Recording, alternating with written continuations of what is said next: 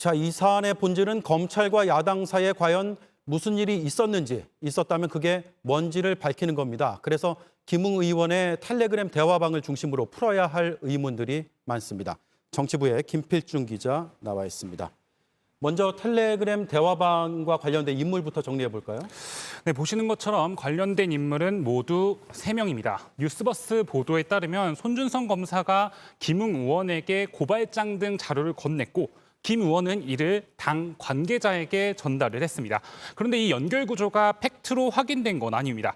일단 손 검사는 그런 사실이 없다라고 일관되게 부인을 하고 있고 김 의원은 일부 매체엔 받은 게 맞다 이렇게 얘기를 했다가 JTBC와 통화할 때는 기억이 안 난다로 말이 조금씩 바뀌고 있습니다.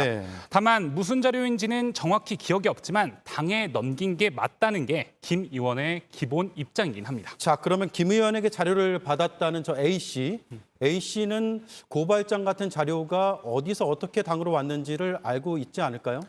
네, 그럴 수 있습니다. 하지만 저희가 취재로 확인한 해당 인물 역시 기억이 안 난다는 모호한 입장이기 때문에 현재로선 대화방을 캡처해서 뉴스버스 측에 제보한 인물이 누구인지는 예단하기 힘듭니다. 다만 취재 과정에서 텔레그램이 캡처된 시점을 추가로 파악할 수 있었는데 이런 정황들을 고려해봤을 땐 국민의힘 내부 제보에 무게가 실리는 건 사실입니다. A씨는 지금 자신의 텔레그램 대화방도 나왔다라고 얘기하는 거죠? 예, 그렇습니다. 자, 좀 전에 얘기한 그 캡처된 시점 좀 더 자세히 설명을 좀 해주시죠. 네, 일단 어제 국회 법사위를 통해서 문제의 텔레그램 대화방과 고발장 등이 공개되지 않았습니까? 이렇게 공개된 사진은 144장인데 이 중 텔레그램 대화방을 직접 캡처한 건 28장입니다. 저희가 캡처 파일의 기본 정보를 모두 조사해서 언제 대화방을 캡처했는지 파악을 해봤습니다. 우선 대화방 사진 17장이 처음으로 캡처된 날짜는 올해 7월 21일로 드러났습니다.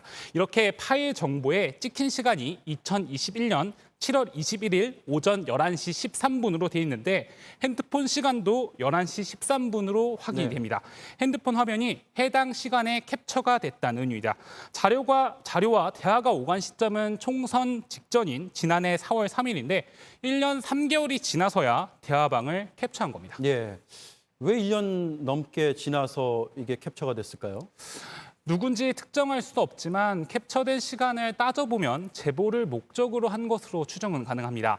대화방이 처음 캡처됐던 시점인 지난 7월 21일에는 이때 전후로 윤석열 전 총장이 국민의힘 입당을 저울질하던 중이었습니다. 또 나머지 대화방 사진 11장은 약 3주 뒤인 8월 10일과 12일에 캡처가 됐는데 당시는 윤 전 총장이 입당한 뒤에 이준석 국민의힘 대표와 갈등이 커지고 있었을 때입니다. 자, 그러면 이런 얘기네요. 시점을 쭉 따져보면 윤 전 총장의 정치 행보를 감안해서 이걸 캡처한 거다. 그렇게 추정해 볼 수 있다. 네, 그렇습니다. 그래서 캡처를 한 당사자가 제보자가 맞다면 뉴스버스 측이 밝힌 대로 제보자는 국민의힘 관계자로 볼 여지가 있는 겁니다.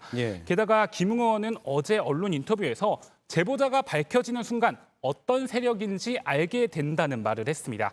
그래서 국민의힘 내부에선 특정 캠프 관계자일 거란 말도 나오는데요.